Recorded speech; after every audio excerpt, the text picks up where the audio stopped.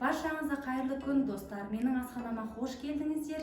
Баршаңызды келе жатқан наурыз мерекелеріңізбен құттықтаймын. Сіздерге зор денсаулық, мол бақыт, қажымас қайрат тілеймін. Отбасыларыңызға амандық тілеймін. Бүгін осында керемет дастархан дайындайтын боламыз. Маралмен бірге болып видеоны соңына шейін көріңіздер.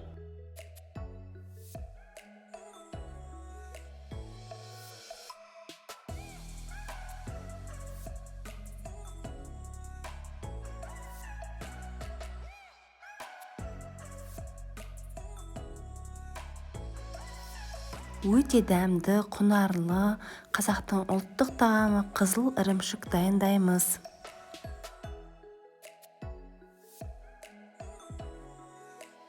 Ол үшін ең алдымен түбі қалың ыдысымызға, яғни қазанымызға сүт құямыз. Менде 2 литр сүт, бетін жауып, осы сүтімізді ысытамыз. Мінекей сүтіміз ысып, бетіне қаймақ жиналайын деп жатқан кезде осылай ожаумен сапырамыз. Мен 2 литр сүт алғандықтан шамамен 200 граммдай айран қосатын боламын. Егер айрандарыңыз ащы болса, 150 грамм қоссаңыздар болады. Жақсылап барлығын араластырамыз. Егер сіздер 3 литр сүт алатын болсаңыздар, 300 граммдай айран, 4 литр сүт алатын болсаңыздар, 400 граммдай айран қоссаңыздар болады. Барлығын жақсылап араластырамыз. Осы массамыздың ірігенін күтеміз. Бұны байқасаңыздар, біздің массамыз іри бастады. Кішкене сапырамыз және осы массамызды бір қайнатып шығаруымыз керек. Егер де сіздердің сүттеріңіз ірімей жатса, сіздер айранды аз қосып қойғансыздар деген сөз. Аздап айраннан қоссаңыздар, осылай іритін болады. Міне қараңыздар, осылай қайнай бастады. Ендеше оттың астын ең жайына қоямыз және де қазанның крышкасын жауып 2 сағат қайнатуға қоямыз.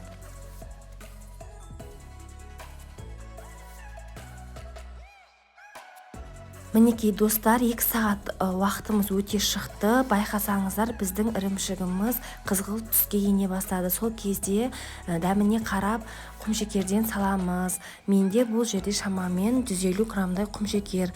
Өздеріңіз дәмділігіне қарап қосасыздар. Тәтті қаласаңыздар, көбірек қоссаңыздар болады. Жақсылап барлығын араластырамыз және де қазанның бетін жауып, қайтадан 3 сағатқа қалдыратын боламыз. 3 сағаттан кейін бізде осындай қып-қызыл ірімшік пайда болады.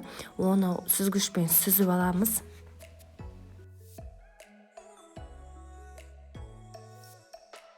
Бізге осындай мультиварканың ыдысы қажет болады. Бетіне дәкені төсейміз. Сіздер мультиварканың орнына мантаварканың ыдысын пайдалансаңыздар да болады. Ірімшігімізді салып, кішкене қасықпен үстінен басамыз. Сонан соң дәкені орап, бетіне тарелка жауып, ең бетінен груз ауыр нәрсе, яғни қойып қоямыз. Осы қызыл ірімшігімізді бір түнге қалдыратын боламыз.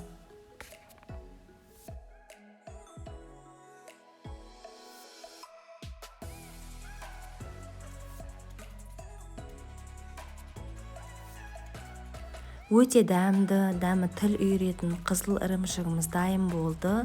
Міндетті түрде жасап көріңіздер. Өте дәмі тіл үйіретін қазақтың ұлттық тағамы наурыз көже дайындаймыз.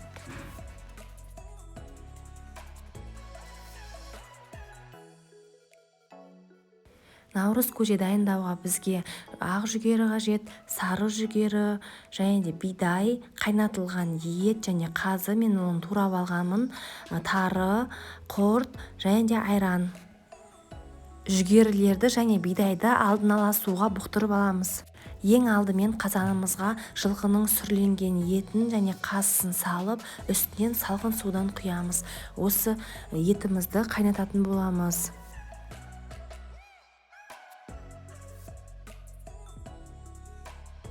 Біздің етіміз қайнады, бетіндегі көпіршіктерін алып тастаймыз және де тұзы аз болса, тұздан аздап себеміз.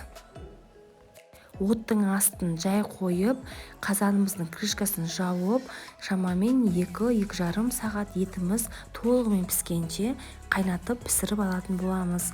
Міне қараңыздар, біздің қазымыз және етіміз толығымен пісті.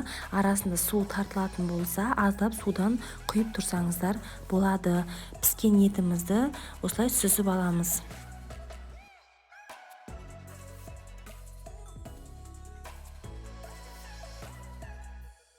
Енді сорпамызға алдын ала бұқтырылған ақ жүгерімізді саламыз. Бұқтырылған бидайымызды саламыз.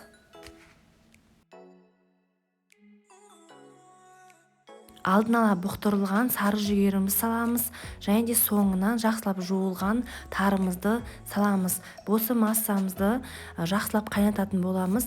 Мен барлық жүгеріні және де бидайды алдын ала бұқтырып, яғни қайнатып пісуге дейін жеткізіп алғанмын. Сол себепті 7 минут қайнатқанымыз жеткілікті. Осылай пісті. Ендеше кішкене сорпасынан құрттың үстіне құятын боламыз және құртымызды езіп аламыз. Өзімізге ыңғайлы болу үшін бөлек ыдысқа көжемізді құйып аламыз және де еттен қосамыз. Сонан соң айранымыздан және де езілген құртымыздан қосып барлығын араластырамыз.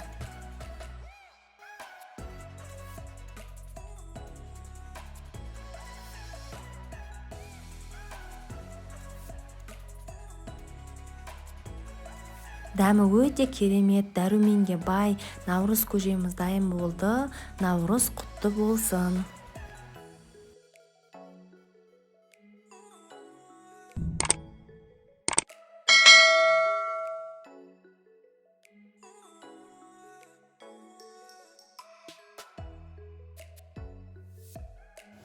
Қатпарлы және де қытырлақ болып шығатын, бәр жоғы 3-ақ ингредиенттен тұратын өте дәмді қаттамадан дайындайтын боламыз.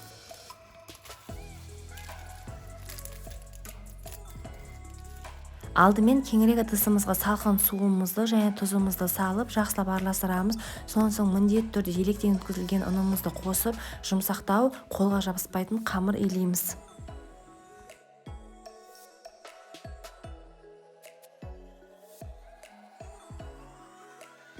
Міне иленген қамырымыз осындай жұмсақ болады. Енді осы қамырымыздың июын қандыруымыз қажет. Сол себепті осындай столдың бетіне жақсылап тұрып, қайтарып, осылай қамырымыздың июын қандырып илейтін боламыз. Қамырымыздың бетін жауып, 10 минутқа столдың бетіне қалдыратын боламыз. 10 минут уақытымыз өткен соң қамырымыздың июі қанып, жұмсарып қалады. Ұнды себе отырып, осындай оқтаумен барынша жұқа етіп жаямыз.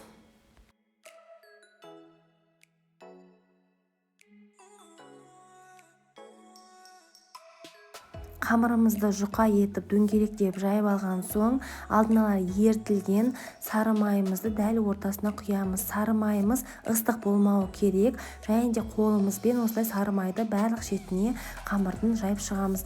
Дәл осы сәтте қолмен сары майды жаққандарыңыз дұрыс, не болмаса мен сияқты ортасына сары майды құйып, қамырды осылай қайырып, бетінен басып шықсаңыздар, жылдамырақ сары май барлық шетіне тиетін болады. Қолымен жақсы жағылады май.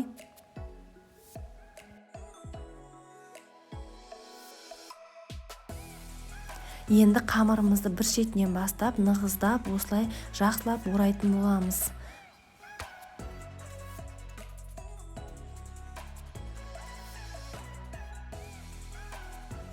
Сары май тимей қалған шеттері болса, аздап сары майдан қоссаңыздар болады. Және де қамырымызды ортасынан бөліп, теңдей 4 бөлікке бөліп. Сонан соң кішкене жан жағын осылай қысып, үстінен басып шығамыз және де дөңгелектеп, дәл видеодағыдай дайындап алатын боламыз.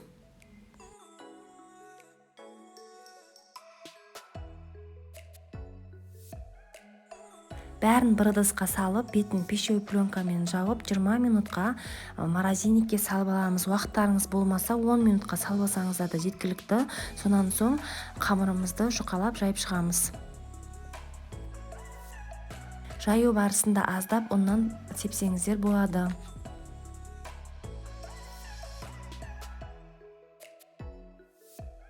Табамызды қыздырып, артылған сары майымыздан осылай жағып шығамыз.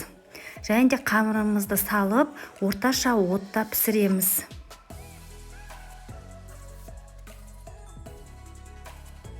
Дайын болған кезде өзі беті осылай көтеріледі. Сол кезінде келесі бетіне аударамыз. Шамамен әр бетін 6-7 минуттан пісіретін боламыз.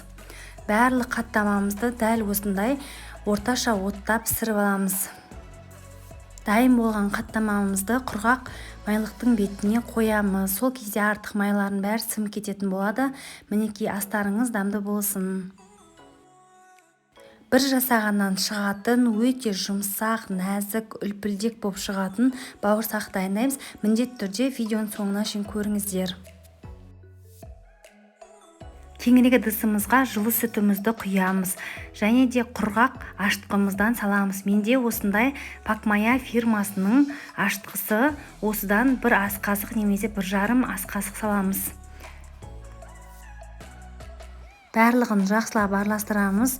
Құмшекер мен тұзымызды саламыз. Сұйық майымыздан құямыз. Және де майонез не болмаса сметанадан саламыз. Барлығын тағы араластырамыз. Сонан соң ұнымыздан шамамен 2 немесе 3 ас қасық салып жақсылап араластырамыз. Осы массамыздың бетін жауып, жылы жерге көтерілгенше апара жасап 20 минутқа қойып қоямыз. Біздің массамыз осылай көтерілді. Енді қалған ұнымызды міндетті түрде електен өткізе отырып қосып, қамыр илейміз.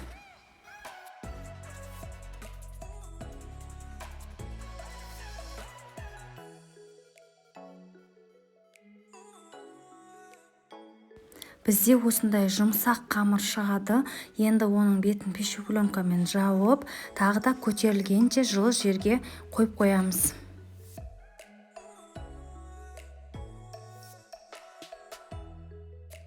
Жылы жерде 15 минут өткеннен кейін біздің қамырымыз осылай көтеріледі.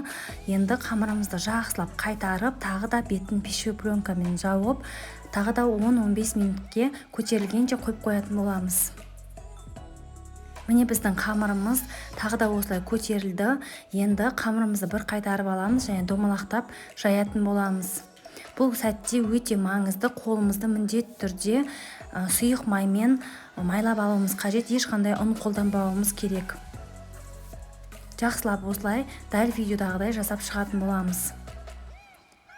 Оқтаудың көмегімен жұқалап жайып шығамыз.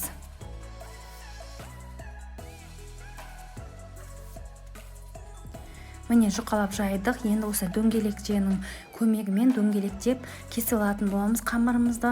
Мен осындай бокалмен кестім. Дәл осылай кесіп, бір тақтай ма бір нәрсенің үстіне қойып қоямыз. Кішкене бұл көтерілу қажет, көтерілген соң пісіретін боламыз.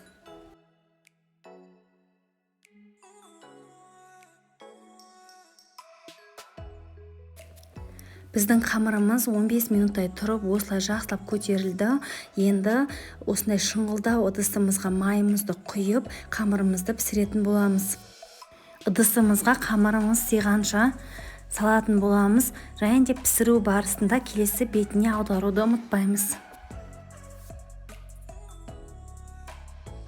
Піскен бауырсақтарымызды құрғақ майлықтың үстіне сүзіп аламыз. Бауырсақтарымыз дайын болды, астарыңыз дәмді болсын. Бір жасағаннан шығатын өте дәмді майсөк дайындаймыз. Басқа жерлерде бұны тары деп те атайды. Міндетті түрде видеоның соңына шейін көріңіздер. Ыдысымызды пешке қойып, жақсылап 3-4 мәрте жуылған тарымызды саламыз. Және де судан құятын боламыз. Суымыз тарының жартысынан келіп тұру керек. Осы тарымызды қайнататын боламыз. Міне қараңыздар, біздің тарымыздың суы қайнай бастады. Кішкене араластырып тұрамыз. Қайнаған соң оттың астын жай қоямыз. Және де крышкасын жауып, жай отта осы суымыз тартылғанша ұстайтын боламыз. Суымыз тартылды, енді сүтімізден құямыз. Сүтіміз тарымыздан шамалы ғана асып тұру керек. Енді қайнағанын күтеміз. Оттың астын барынша қатты қоямыз. Осы сәтте біздің сүтіміз қайнайды. Қайнаған соң оттың астын пәсейтіп қойып, крышкасын жауып, тағы да осы сүтіміз тартылғанша баяу отта пісіріп алатын боламыз. Біздің сүтіміз толығымен тартылды. Дәміне қарап құмшекер және тұздан саламыз. Барлығын жақсылап араластырамыз. Сонан соң сары майымызды қосып, тағы да араластырамыз. Біздің майсөгіміз дайын болды. Астарыңыз дәмді болсын. Ағзамызға өте пайдалы, әсіресе жаңа босанған әйелдерге пайдалы тары шай дайындаймыз. Видеоны соңына шейін көріңіздер. Жақсылап 5-6 мәрте жуылған тарымызды отқа қоятын ыдысымызға саламыз және үстінен салқын судан құйып, оттың астын барынша қатты қылып қоямыз. Осы тарымызды қайнататын боламыз. Мінекей қайнады.